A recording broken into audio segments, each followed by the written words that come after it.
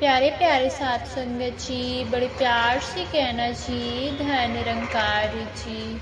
साथ संगत जी, आप सभी संत महापुरुषों के चरणों में दासी का प्यार भरा धन निरंकार जी। साथ संगत जी, साथ संगत जी, दासी आप सबों के बीच एक फिर से नया विचार लेकर आई है। साथ संगत जी, आशा है प्रवान करेंगे जी।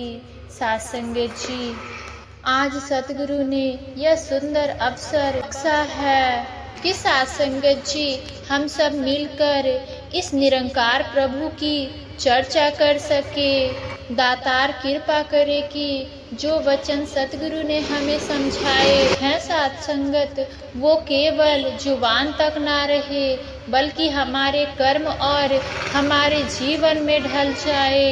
साथ संगत जी, आज संसार में इंसान किस चीज के पीछे भाग रहा है? सुबह से शाम तक, जन्म से लेकर अंतिम श्वास तक मनुष्य केवल एक ही चीज खोज रहा है और वह है साथ संगत जी, शांति, सुकून, आनंद।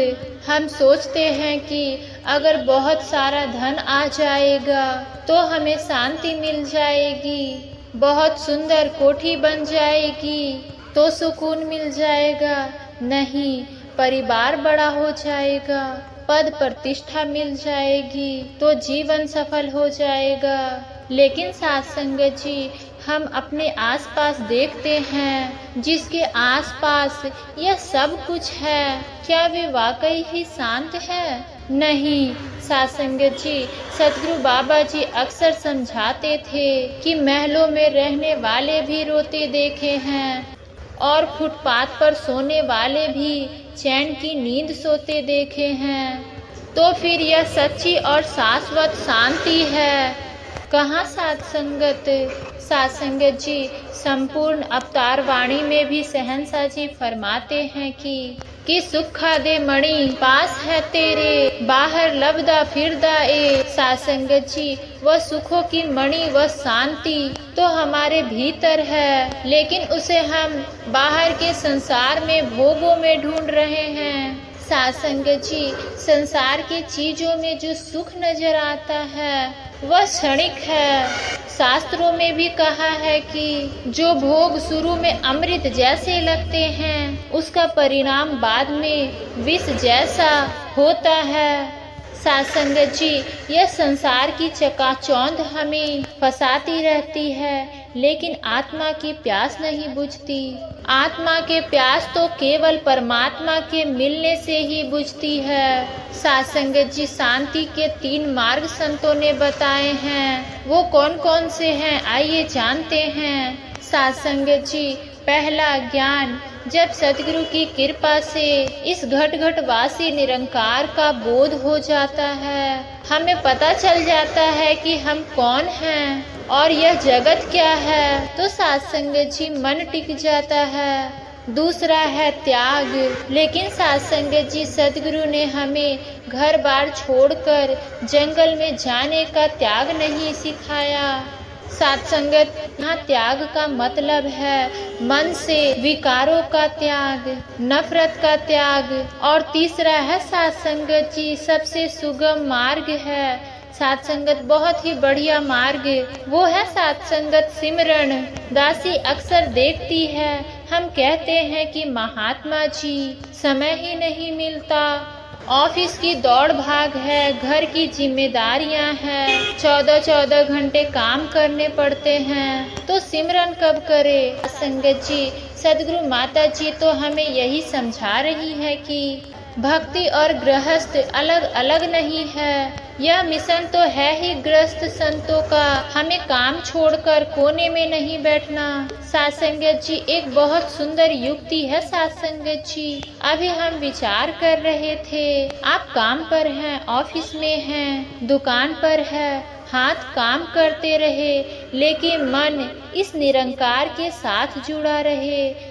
जैसे एक माँ अपने बच्चे को सुलाकर काम में लग जाती है, पर उसका ध्यान संतोषुरती पल्ले में सोए बच्चे पर रहता है, वैसे ही साथ संगत जी हमें हाथ कार वालते ते दिल यार वल रखना है।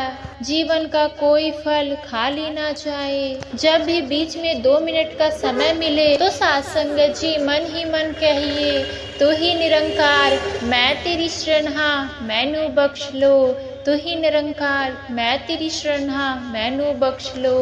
कोई माला फेरने की बात नहीं, बस हम मन की माला है संतो।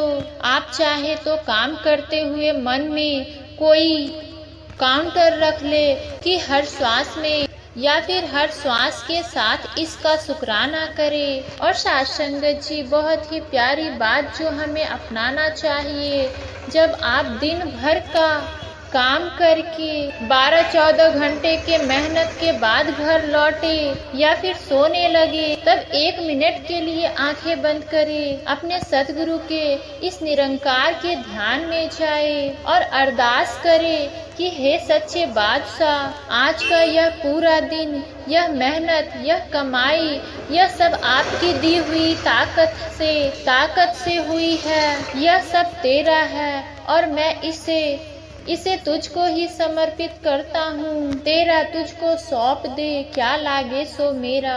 सासंगत जी, जब हम कृष्णा अर्पण नमस्तु या फिर सतगुरु अर्पण के भाव से जीते हैं तो कर्म का बोझ हमारे सिर पर नहीं रहता, हम हल्के हो जाते हैं। साथ संगत, यही तो सहज अवस्था है। अब एक और पहलू पर विचार करें साथ संगत जी। सिमरन केवल शांति के लिए नहीं, हमारे मन की सफाई के लिए भी जरूरी है। साथ संगत जी बड़े ध्यान से सुनिएगा। साथ संगत जी, हम कहते हैं कि आजकल नेगेटिविटी बहुत है, मन में बुरे ख्याल आते हैं, डिप्रेशन हो रहा है। यह क्यों है? क्योंकि हमारा हृदय, हमारा मन मैला हो गया है। जैसे कि साथ संगत घर में रोज झाड़ू पोछा ना लगे तो धूल जम जाती है, वैसे ही अगर मन पर सत्संग, सेवा और सिमरन का झाड़ू ना लगे तो दुनियावी मैल जम जाती है। साथ संगत जी, जब हृदय अपवित्र होता है तो विचार नकारात्मक होते हैं, और जब हृदय पवित्र होता है तब विचार सकारात्मक ही होते हैं। इस मन को पवित्र कैसे करें? सवाल यह है साथ संगत जी, जैसे गंदे कपड़े को साबुन और पानी के साथ धोया जाता है, वैसे ही मन को धोने के लिए सत्संग का पानी और सिमरन का साबुन चाहिए। साथ संगत जी, जब हम सत्संग में आते हैं, संतों के वचन सुनते हैं तो हमारी सोच बदलती है, जिसे हम पवित्र नदियों में स्नान करते हैं। संतों की दृष्टि में वह ज्ञान की गंगा में स्नान करना जैसा है। साथ संगत जी, सदगुरु हमें समझाते हैं कि अगर हमारी सोच यानी थिंकिंग सकारात्मक हो गई, निरंकारी हो गई, तो जीवन में चाहे दुख आए या फिर सुख, हम डगमगाते नहीं हैं। हम हर हाल में कहते हैं, दातार तेरा भाड़ा मीठा लागे। साथ संगत जी, अक्सर हम प्रेम और मोह में फर्क नहीं कर पाते। हम परिवार से, बच्चों से, शरीर से जो लगाव रखते हैं उसे हम प्रेम कह देते हैं, पर महापुरुष यह समझाते हैं कि वह मोह है। मोह नाशवान चीजों से है और उसका अंत दुख है। प्रेम अविनाशी निरंकार से होता है और उसका फल आनंद है। साथ संगत जी, इस शरीर और मन की रचना को थोड़ा सा समझ लीजिए। क्या तन और मन अलग अलग है? बिल्कुल नहीं। तन प्रकृति का है और मन भी प्रकृति का है। तन, मन, बुद्धि, चित्त, अहंकार, इंद्रिया, यह सब माया यानी प्रकृति के अंतर्गत होता है और इसलिए इन पर प्रभाव पड़ता है, चाहे वह सात्विक भोजन का प्रभाव हो या बाहर के तामसी खाने का। लेकिन आत्मा इन सब से अलग है, यह त्रिगुणातीत है। इस पर पाप या पुण्य का कोई भी प्रभाव नहीं पड़ता है। साथ संगत जी, अब सवाल आता है कि मन और इंद्रियां प्रकृति के हैं या तो उनके कर्म का फल आत्मा को क्यों भोगना पड़ता है। साथ संगत जी, इसे ऐसे समझिए कि आत्मा राजा है और इंद्रियां उसकी सेना है। सेना लड़ती है और हारती है, पर बंदी कौन बनाया जाता है? बंदी राजा बनाया जाता है। यदि इंद्रियां भोगों में गई, गलत आचरणों में लगी, तो दुर्गति राजा या फिर आत्मा को ही प्राप्त होगी। आत्मा को ही बंधन में बांधा जाएगा, यानी सजा राजा को यानी जीव आत्मा को भुगतना पड़ती है। आवागमन के चक्कर में आत्मा को फंसना पड़ता है।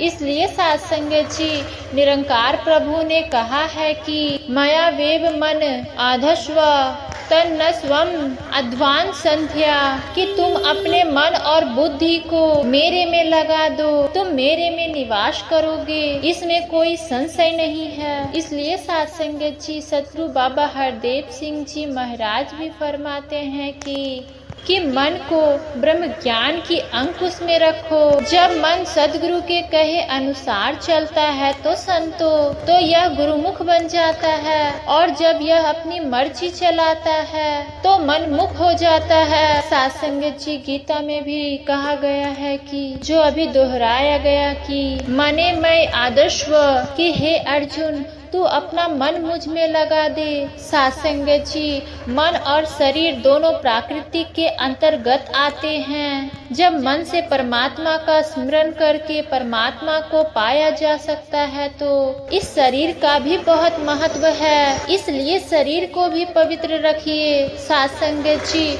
मनुष्य जन्म बहुत अनमोल है। आपको पता है, यह केवल खाने पीने या सोने और परिवार पालने के लिए नहीं मिला है। यह काम तो पशु पक्षी भी कर लेते हैं। साथ संगत जी, इंसान को यह चोला इसलिए मिला है ताकि वह इस जन्म मरण और के बंधन से मुक्त हो सके। और मुक्ति का साधन क्या है? केवल एक, सदगुरु की शरण और निरंकार का पल पल का सिमरन।